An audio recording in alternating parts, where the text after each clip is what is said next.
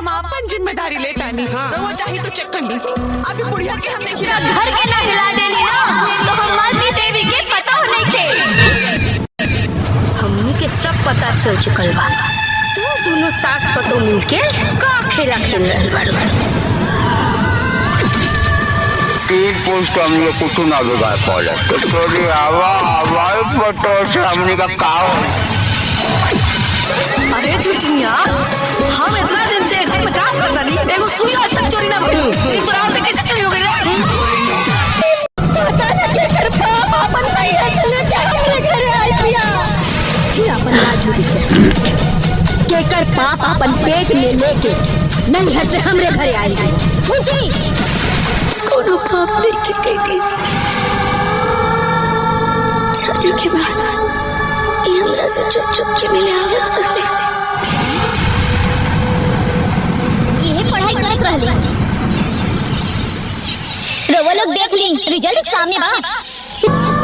गांव जवार जब कल होके हंसी ना तब पता लगी। अरे बहनों वक्त बा बाबूजी एक अबॉर्शन कराई और दूसरा ब्याह कराई कि ससुरा से भगा देहल गइल बिया। एकर लइका बच्चा एकरा पेट में बा पता ना। राम राम राम राम राम। हाई कार्ड में ना अपन जंगिया मत बचाओ। बैठल बैठल फोकट में रोटी ना मिली। चला चल के काम काज करा। डेली जूठा खाना खैला के बाद छतवा पर टाले जाले। मौका देख के हमने दोनों जने जाके अंदर से धक्का दे जाओ। अरे अमर जी राउर लाडली बिटिया घर में दिखाई नहीं के दे। लागत घर छोड़ के भाग गई। एगो और कलंक लग गई माथे पर हमने के। हे भगवान, जहाँ भी हमार बेटी होके ओकर रक्षा करिए।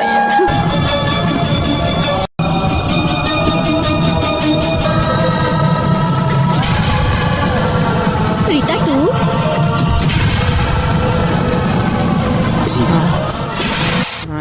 अपन किस्मत मत छोड़ा। एमे बोझ की कौन बात? तू पढ़ लिखल बाड़ू, अपना ऑफिस में तार नौकरी लगवा दो। ओ हनुमान जी नहीं थे। अरे झुठिया भाई 18 खलिया तरकारी कहाँ से रे?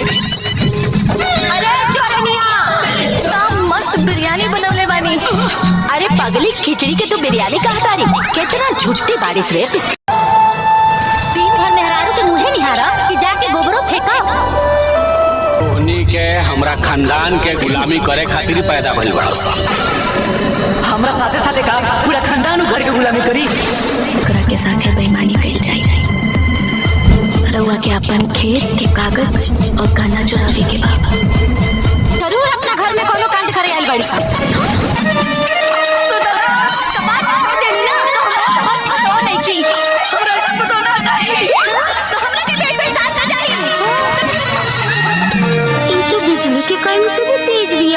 एक परिवार में चल रहे लालच, विश्वासघात और धोखे के इर्द गिर्द घूमती यह कहानी मदन और उसके परिवार की है।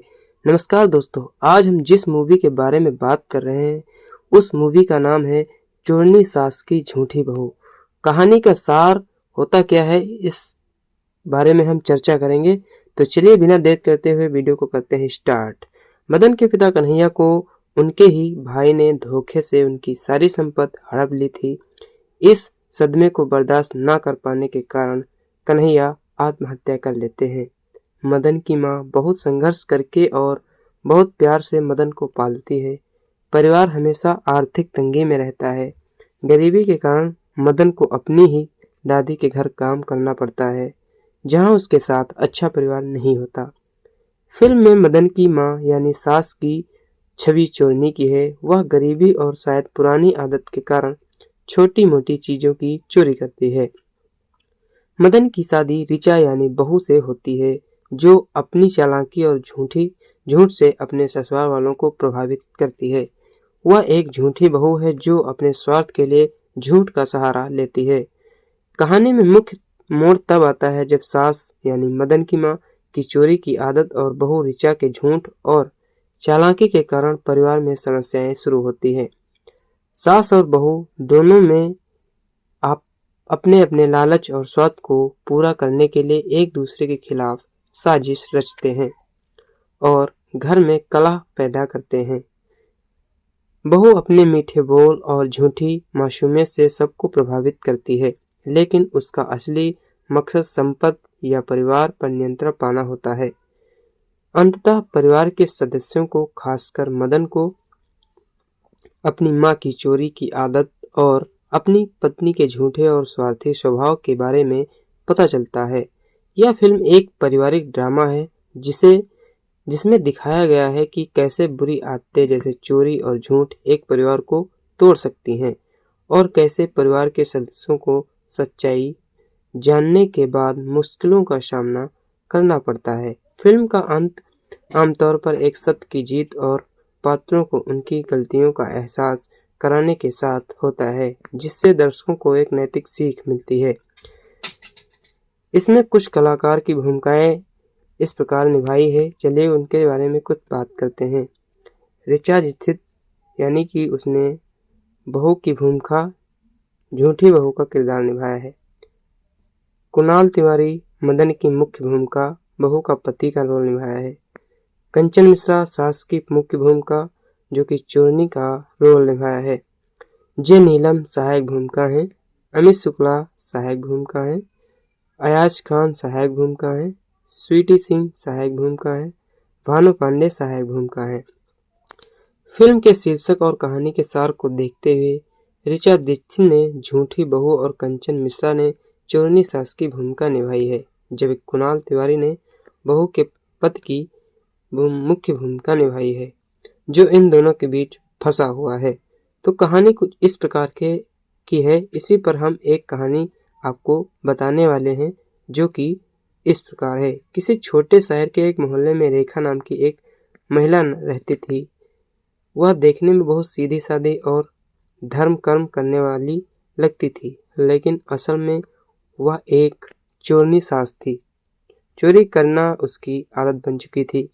उसका बेटा आकाश शहर से दूर एक अच्छी नौकरी करता था और उसे अपनी मां की इस बुरी आदत के बारे में कोई जानकारी नहीं थी। आकाश की शादी हुई और उसकी पत्नी का नाम था नीलिमा। नीलिमा एक झूठी बहू थी। वह बहुत ही मीठा बोलती थी और सबका दिल जीत लेती थी, लेकिन असल में वह बहुत आलसी थी और झूठ बोलकर अपना काम निकाल लेती थी। फिर धीरे धीरे क्या होता था, शादी के कुछ दिन बाद ही नीलिमा ने सास के घर के तौर तरीके सीख लिए।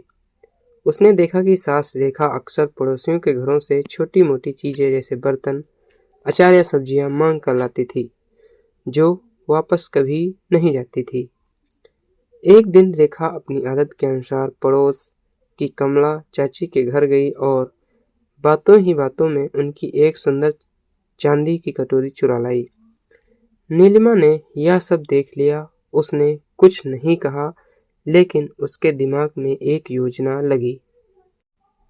अगले दिन जब रेखा पूजा कर रही थी, नीलिमा ने चुपके से वह चांदी की कटोरी ली और अपने कमरे में छिपा दी। शाम को कमला चाची कटोरी के बारे में पूछने आई। रेखा ने तुरंत झूठ बोला। अरे कैसी बात कर रही हो कमला, मैंने तो कोई कटोरी नहीं ली, मेरा तो हाथ भी नहीं लगा। मेरी तो बहू नीलिमा भी कह रही थी कि उसने भी ऐसी कोई कटोरी नहीं ली और ना ही देखी। नीलिमा भी तुरंत हाँ में हाँ मिलाती है और हाँ चाची, माँ जी सच कह रही है, मुझे भी ऐसी कोई कटोरी नहीं मिली। कमला चाची निराश होकर चली गई। रात में रेखा ने कटोरी गायब देखकर नीलिमा से पूछा, वो चांदी की कटोरी कहाँ है जो मैं लाई थी? नीलिमा ने मासूमियत से कहा, कौन सी कटोरी माँ जी? मुझे नहीं पता। क्या आप झूठ बोल रही हैं? कहीं आप चोरी करते पकड़ी जाने के डर से अब मुझ पर इल्जाम लगा रही हैं। रेखा चौंक गई। उसे लगा कि उसकी बहू उसके राज जान गई है और अब उसे ही सबक सिखा रही है। वह अपनी चोरी की आदत और पकड़े जाने के डर से मजबूर थी। यह सिलसिला कई दिनों तक चलता रहा।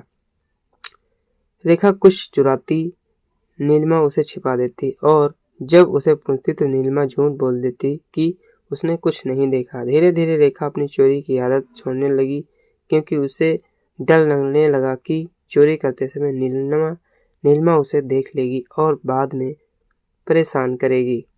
उसे समझ आ गया कि उसकी चोरनी सास वाली आदत पर उसकी झूठी बहू भारी पड़ रही है। अंत में दोनों सास बहू ने एक दूसरे की कमियां जान ली। उन्होंने तय किया कि वे एक दूसरे के राज नहीं खोलेंगे, लेकिन दोनों ने अंदर ही अंदर अपनी आदतों को सुधारने का फैसला लिया। रेखा ने चोरी छोड़ दी और नीलिमा ने छोटे मोटे झूठ बोलना कम कर दिया। उन्हें एहसास हुआ कि बुरी आदतों का अंत हमेशा बुरा ही होता है, भले ही आदत चोरी की हो या झूठ की। गलत काम करने वाला हमेशा किसी ऐसे व्यक्ति से डरता है जो उसके झूठ को उजागर कर सकता है। बुरी आदतें एक दूसरे को बुराई की ओर ले जाती हैं और उन्हें समय रहते छोड़ देना ही बुद्धिमानी है। तो इसी कहानी पर कुछ ये भोजपुरी मूवी आधारित है जो कि मैंने कहानी बताई। यह कहानी आपको कैसी लगी कमेंट बॉक्स में ज़रूर बताएं, और अगर वीडियो अच्छा लगा तो वीडियो को लाइक, चैनल को सब्सक्राइब जरूर कर लें। इसी प्रकार के लेटेस्ट अपडेट हमारे चैनल पर आते रहते हैं। तो मिलते हैं आने वाले नेक्स्ट वीडियो में नई मूवी के साथ। तब तक के लिए जय हिंद, जय भारत।